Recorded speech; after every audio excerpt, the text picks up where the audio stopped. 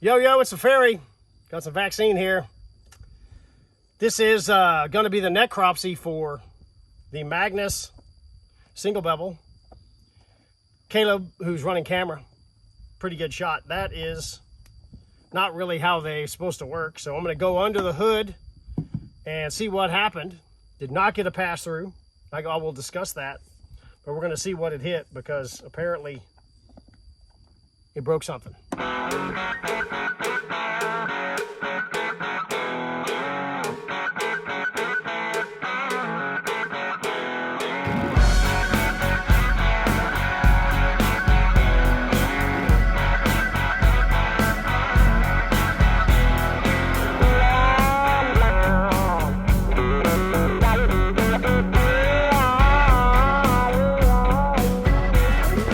So what I'm going to do, Caleb shot this pig about 40 minutes ago, and we actually thought the hit was back here, and on the video, here's the shot in full speed.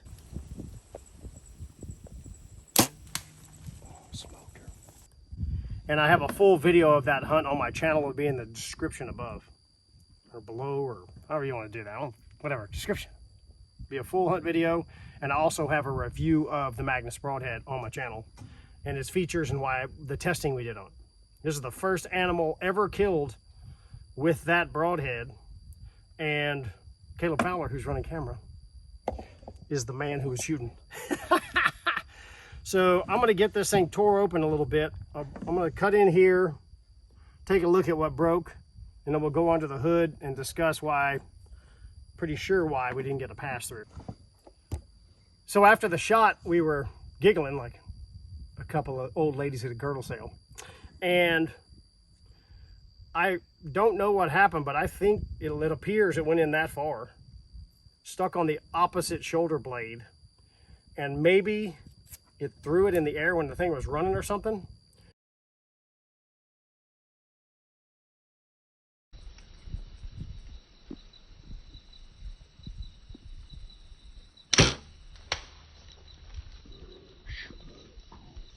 We just know it was effective. What do you think? It went 50 yards, Caleb? Mm-hmm. So I'm going to tear this piece apart and we'll come back and we'll look at what got shattered. Okay, this is common with single bevel broadheads. Everybody's under the impression that they split bone and the rotational forces of the broadhead actually shatter it. This is not uncommon on a humerus hit to have bone fragments. So it cut the humerus right in half. That's the ball of the humerus right there. Cut the joint here, and then there is another fragment right there. So that's two pieces of bone shattered out of this joint on the elbow here. And then there's little fragments, little tiny guys like that all through the meat. There's another one. So we have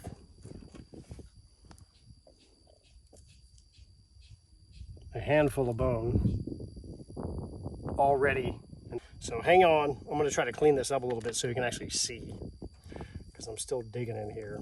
But I mean, the thing is totally wrecked. Oh, not a small piece of bone right there. And this is probably, yeah, that's all little fragments chunks that blew off of it. Right. So the elbow of the humerus joint here is completely shattered. Okay. You're not going to see this in foam. You're not going to see this in gel, car hoods, and all the nitwits out there shooting bricks. You cannot replicate this with any man-made material because bones don't behave like those materials. If you see a test on anything but animals, remember it's just a test of the actual medium upon which you're testing.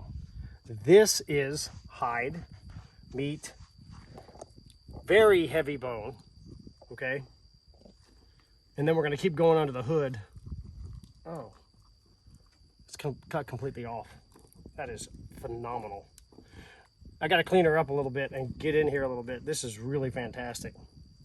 Once again, when you see a test of anything else, it's just a test of that medium.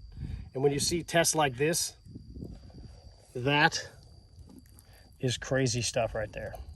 And I think it's going to get better because I just dug in here and I'm pretty sure the scapula's cut off. We're going to go find out. All right, it got better. We had cut myself, so that's good. We had bone chips, but this is the end of the humerus, and that's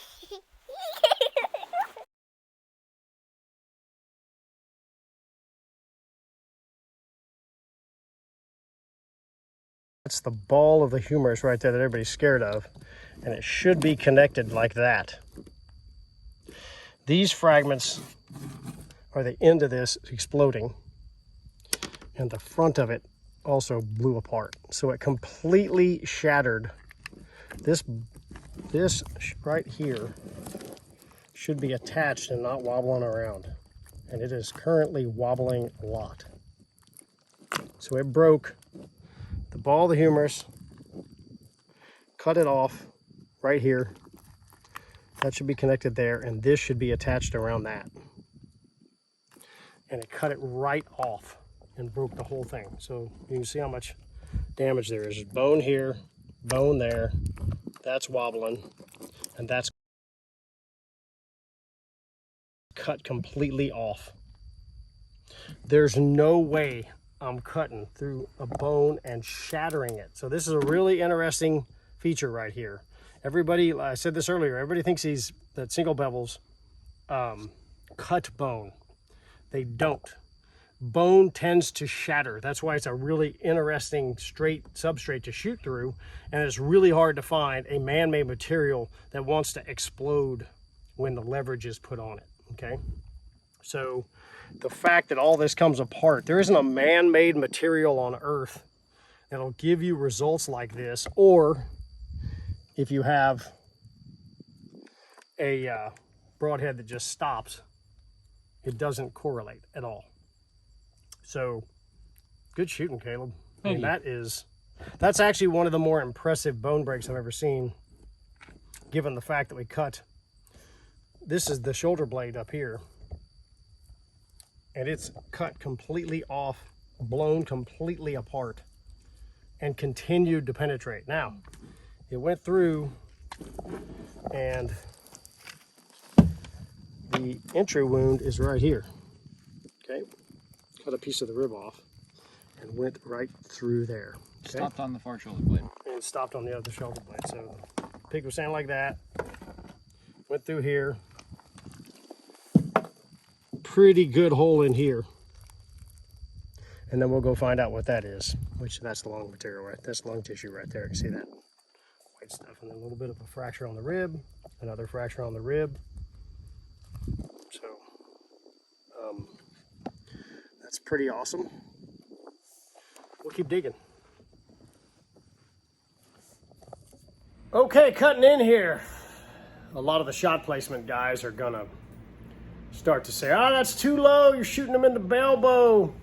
Bad shot placement, blah, blah, blah. There's a picture here of the impact point of the pig laying there. I don't have it fully broadside, but you can tell it's right on the elbow. You've already seen the bones are broken.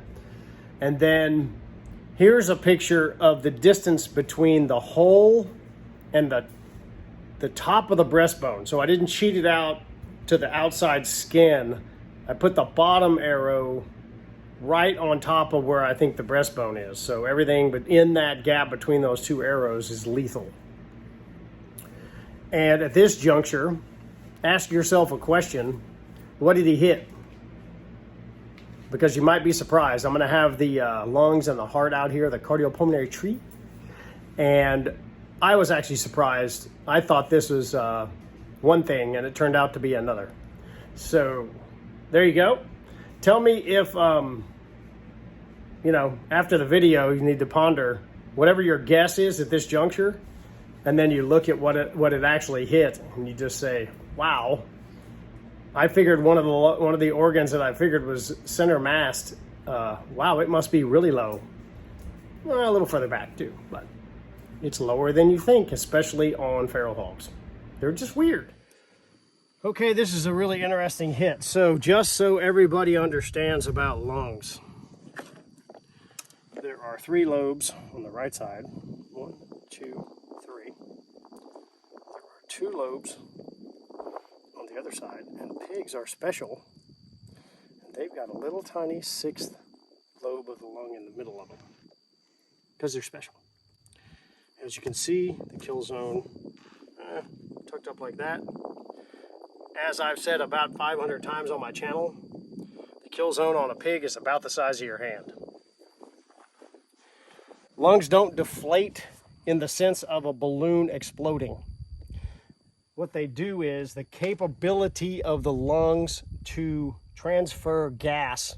There's little bitty balls in there called alveoli, and they just collapse.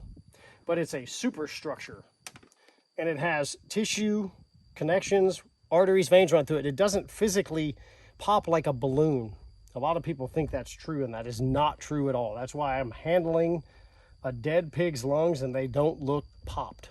Okay, they're not twice this size inside there. There's no space for them.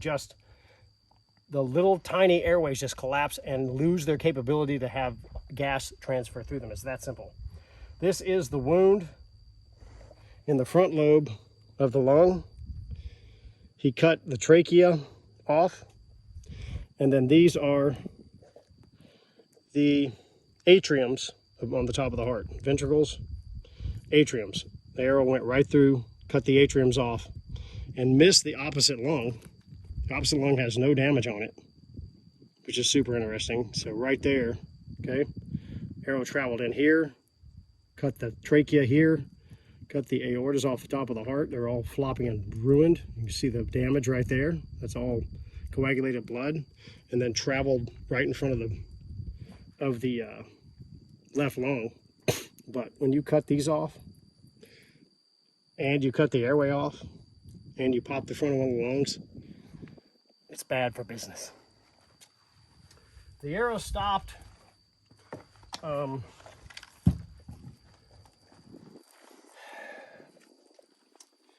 video this, and I'm just going to say what I think. So I don't know. See that slit right there? Right here. Go up a little bit. Right there. There's a big slit right here. That's where the broadhead ended up. I cannot confirm nor deny that the broadhead went like this in there when it was running and then snapped off. I put my finger in here and I can feel broken bones and cuts. So it hit the other side and stopped. But I may have nicked this with my knife and made this worse. I believe this area right here is where the broadhead was because of the shape. It's kind of U-shaped here, but I don't know that for a fact. So what we see here is we were shooting about a 510 grain arrow. FOC's pushing 20% because that shaft's pretty light. It's a 350 spine.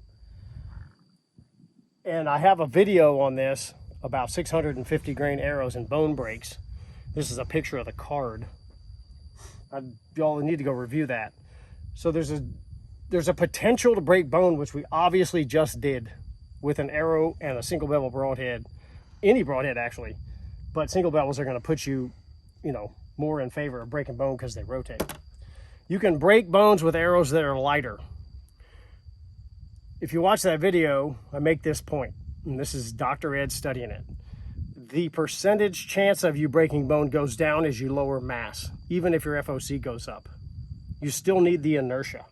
So I believe, can't confirm, the reason why we didn't get a pass through is because it dumped all its energy snapping off that bone, and it was amazing. That's a lot of breaks. I mean, that's a lot of stuff breaking. Oh, yeah.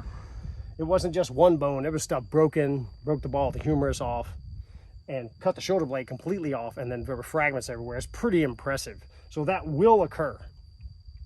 Preferably, you're shooting a single bevel broadhead. But I believe the reason why it didn't pass through, because it's not a very big animal, it's 100 pounds, 110 pounds, is because it didn't have enough inertia from mass to continue going forward. Can I confirm that? No, I cannot. I just know from Ed's study, when he went 650 above with all the other factors, that the percentage of bone breaking went close to 100% at 650 or more. And then as it went below 650, it occurred not as frequently. So that's something some people miss on that. So watch that whole video because I make better points about that. Good shooting, Caleb, by the way. I mean, you couldn't have done any better. The Magnus Single Bevel right here. It's all nasty. It's a little chewed up, and I don't know. We know it stopped. So that means it was probably in there getting raked around. And broadheads are meant to take on damage this way, but once they get in there and start rocking around, they get chewed up pretty good. I can't see real well, but it looks like I could sharpen this thing, and I might do that on another video. But the pig went 50 yards, shattered the bones, fragments everywhere. Really cool stuff. So that's my review. Hey, subscribe to the channel if you want. If you don't, well, it's free country. Do whatever the hell you want. There's this thing called Instagram too. I'm on there. There'll be pictures of this stuff. And, you know, keep going. I will continue to do this. These necropsies are fun. And by the way, this gets demonetized.